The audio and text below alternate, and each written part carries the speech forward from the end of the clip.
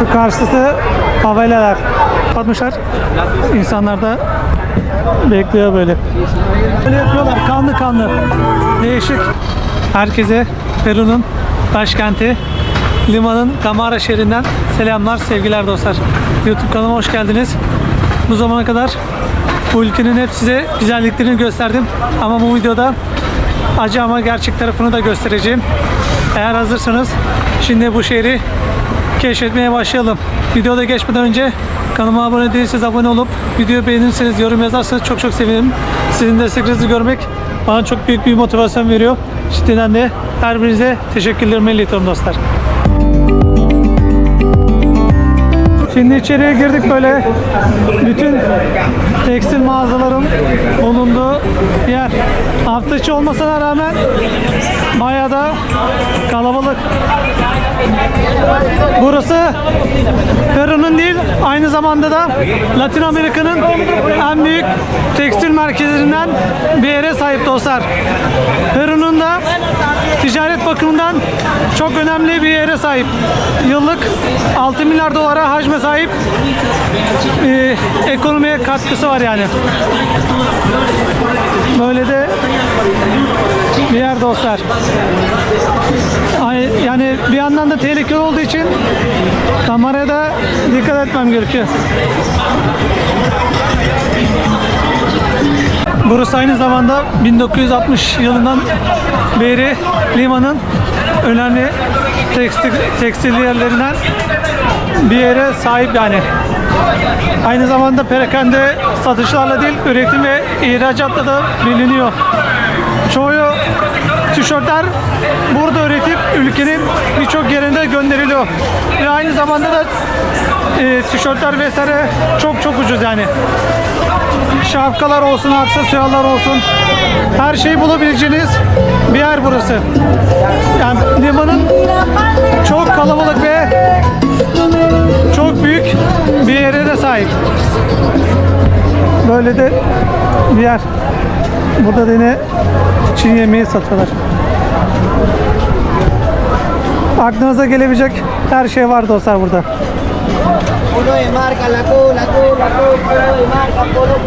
Bu gördüğünüz bütün binalarda üretim yapıyorlar. Tişört falan satıyorlar. Bu meydanda eskiden burada evsizlerin yaşadığı, gelip yaptıkları bir yermiş. Zamanında da işte belediye buraya çeki düzen verip şimdiki halini almış yani. Bankaların falan bulunduğu, para bozduracağınız insanlar da var. Şöyle küçük polis karakolu da var. Fakat burada da alışveriş merkezi vardı, kıyafet falan sattıkları. Nedense kapatmışlar. Enteresan yani. Böyle şeyler normal dostlar. Eğer kurala uymazsanız gelip kapatıyorlar. Sokak lezzetleri de var. Kahvaltıları vesaire. Ama daha önce gördüğümde pek sokak satışına izin vermiyorlar gibi. Burada da kahvaltı vesaire de satıyor ablamız. İçecek vesaire de var. 2 sol istiyor, 2,5 sol istiyor.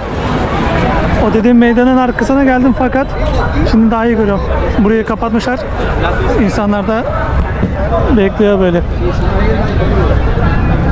Sanırım bir şeye uymadılar. Bir evrakta veya da başka bir şeyde sıkıntı var diye kapatmışlar. Zabıta ekipleri gibi düşünebilirsiniz. Orada bekliyorlardı. Enteresan yani.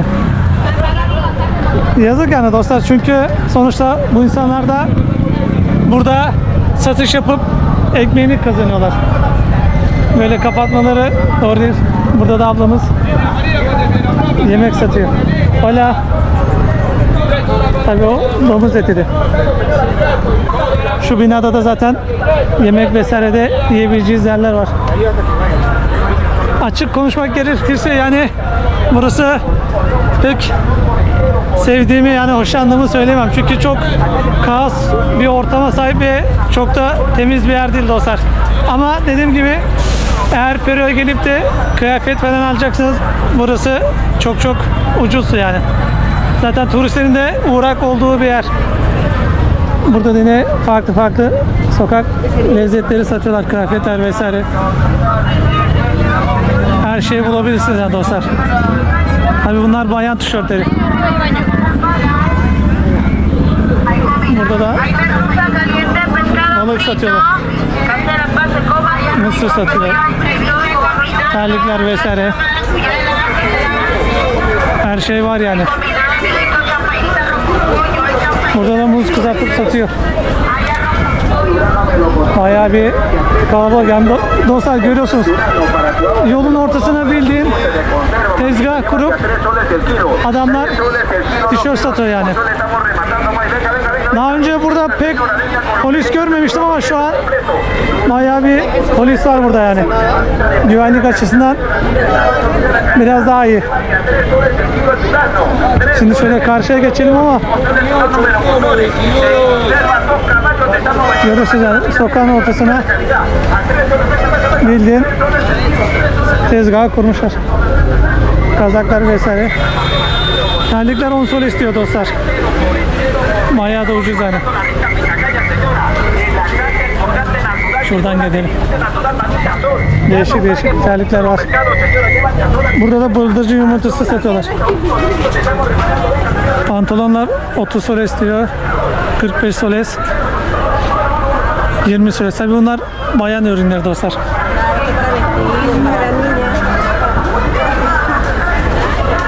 Görüyorsun sokaklar çok temiz değil yani dostlar. Buraya pek bakmıyorlar gibi. Görüyorsunuz çöpleri hep sokağın ortasına atmışlar yani. Bir diğer caddeye geldik. Yine burada böyle pazarlarda vesaire satıyorlar yani. Kaldırıma yola kurmuşlar. Ürünleri satıyorlar.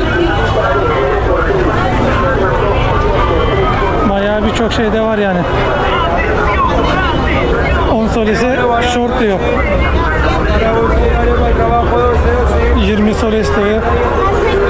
10 soles. Yaban mersini. Şu yukarıda da şehrin ortasına tren gidiyor dostlar. Burada da ekmek vesaire de var. Ese cuando pan? Un sol. Okay. Un sol diyorlar dostlar. 4 tanesini şeydi. Arılar maraların içinde satış yapıyorlar. Şu karşı tarafta favelalar. Orası tabii bayağı tehlikeli dostlar. Burada da tişörtler var. ¿Ese cuánto costó? 15. 15. Pantolon? 50. 50. Okay, gracias. Tişörtler 15 soles, pantolonlar da 50 soles diyor. Bayağı da uygun yani dostlar. Burada ne satıyor? Macun vesaire. Bayağı da arı var burada. Yine dediğim gibi, gerçi bunlar bayan ayakkabısı ama 25 sol istiyor yine dostlar. Şöyle tarzda bir şey. Yeni erik vesaire de var. Bu polen oluyor galiba. Bayağı da arı var. Este miel cuánto costó? Miel tengo de 2, de 3, de 5, de 10. Este 35. 10. 10. 10 soles. Şu 10 solesmiş dostlar. Bayağı da büyük yani. Enteresan bir yer. 15 solese de hurma satıyor. Yaban mersini 15 soles. Vesaire diyor. Tabii bu ne? Değişik bir şey. Yine dediğim gibi fiyatlar hemen aynı yani dostlar. Böyle Türkiye'de de toptancı var sanırım. Mertel mi bir şey de galiba. Tam hatırlayamam. Yorumlara yazarsınız olmadı dostlar. Burada koko da satıyorlar. Değişik. Yatıştırıcı, baş ağrısını giderici bir madde dostlar. Tabi burada niye satıyorlar anlamadım. Genelde yüksekliklerde çıkınca içilen bir şey de o. Battaniye falan da var. 45 soles diyor. Fiyatlar hemen aşağı yukarı aynı. 2 tane tişört 15 sol istiyor dostlar. Bana değişik değişik şeyler var yani.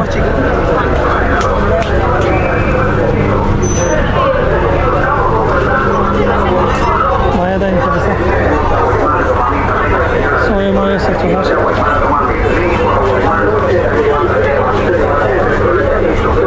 Bunun çayı güzel oluyordu.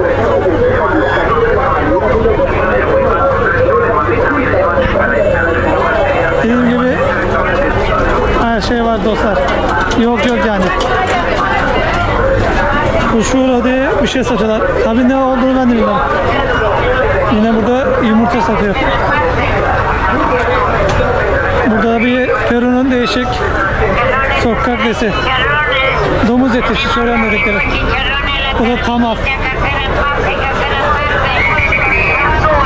Burası da tren istasyonu merkezi. Tabii bayağı kalabalık yani dostlar. Biz böyle gidelim yine. Night tişörtler falan var. Dediğim gibi 2 tane tişört 15 lira istiyor. Maya'da uygun gerçekten burası. Peru'ya gelip de oraya uğramadan gitmemenizi öneririm. Söyleyemedim. Peru bayrakları da var. Şöyle kutu tarzları. Yine sokak ortasında bir yemek, ceviche dedikleri makarna vesaire. Tabii ne kadar sağlıklı olup olmadığı tartışılır dostlar. Ben de yani pek sokak ortasında yemek yemeyi tercih etmiyorum yani burada. Çünkü korkuyorum. Başımıza bir şey gelir, zehirleniriz vesaire diye. Yani burası bayağı enteresan bir ülke dostlar. Görüyorsunuz yolun ortasına tezgahı açmışlar, satış yapıyorlar. Ürünün kalitesine göre değişiyor. Yani burada tişört üretimi, tişörtlere baskı vesaire de yapılıyor dostlar. Zaten çoğu tekstil merkezi de burada. Genelde insanlar gün içinde gelip istedikleri tişörtleri tasarlayıp üretip gidiyorlar yani hemen hızlıca da yapılıyor. Abur cuburların bulunduğu vesaire. Burada da farklı sevice var. Irkalar vesaire de var.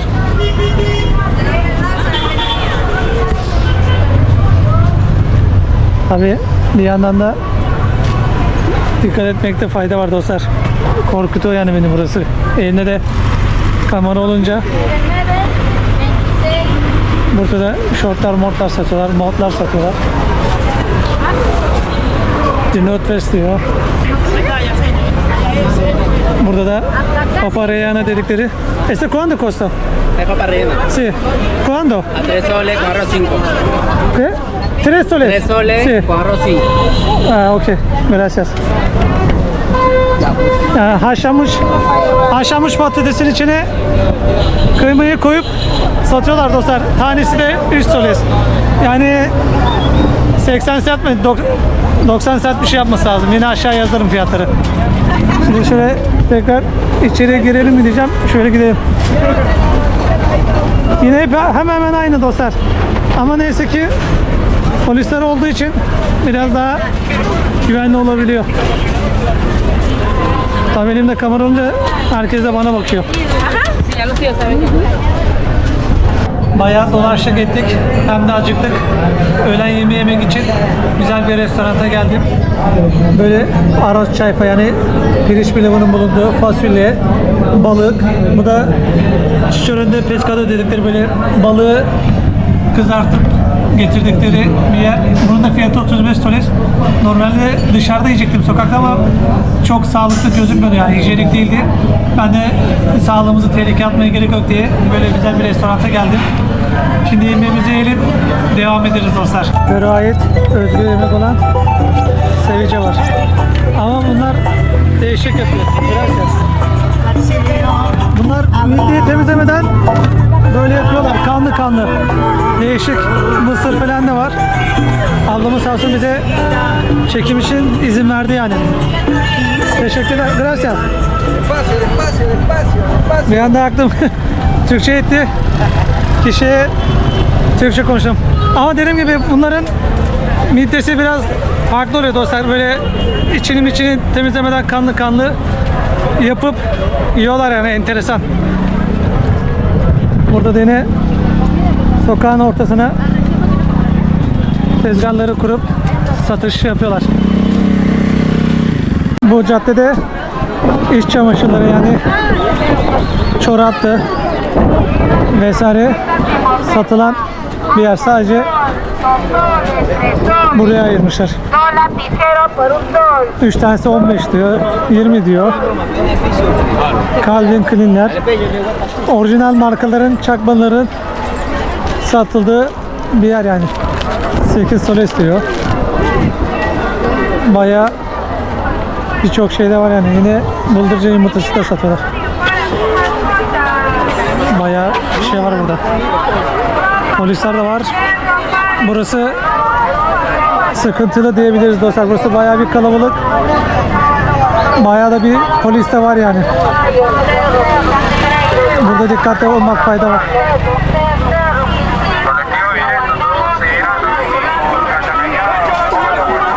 Değişik değişik pijamaların satıldığı bir yer.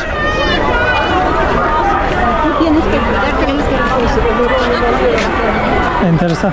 Daha da ileri gitmeyelim bence. Tehlikeli gibi ilerisi. Hemen aynı zaten. Şöyle geri dönelim. Görüyorsun sokak ortasında ateş yakıp domuz eti pişiriyor. Değişik değişik terör lezzetleri var yine burada. Bayağı bir sokak yemeği var burada. Domuz eti falan var. 10 solis de öyle. Tatlılar vesaire de var burada. Yine sevici.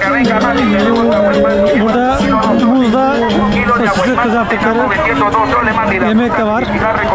Burada da meyve satıyor. Bayağı bir yemek. Bu da o dediğim haşlanmış patates. İçinde kıyması olan. Genelde sevici var dostlar. Bayağı da bir yemek çeşidi var yani. Yine Nike tişörtler, Pumalar vesaire de var burada. Bu videodan da bugünlük bu kadar. Elimden geldiğince size bu yeri gösterip tanıtmaya çalıştım. Çok şükür başımıza bir iş gelmediği için de çok mutluyum. Normalde burayı daha önce de çekmek istiyordum da fakat beni korkuttuğu için, tehlikeli olduğu için gelip çekememiştim. Bugün de gelip size gösterdim. Dediğim gibi başımıza da bir şey gelmeden de videoyu bitirdik. Çok şükür. Umarım izlerken de keyif almışsınızdır. Ürün harcalarıma da ortak olmak isterseniz kanalıma abone olup videomu beğenip yorum yazarsanız çok çok sevinirim. Sizin destekleriniz benim için çok çok önemli dostlar. Bana çok büyük bir moral, motivasyon veriyor. Şimdiden de her birinize teşekkürler milletime destekleriniz için. Bir sonraki macera videosunda da görüşmek üzere. Kendinize iyi bakın. Sağlıcakla kalın.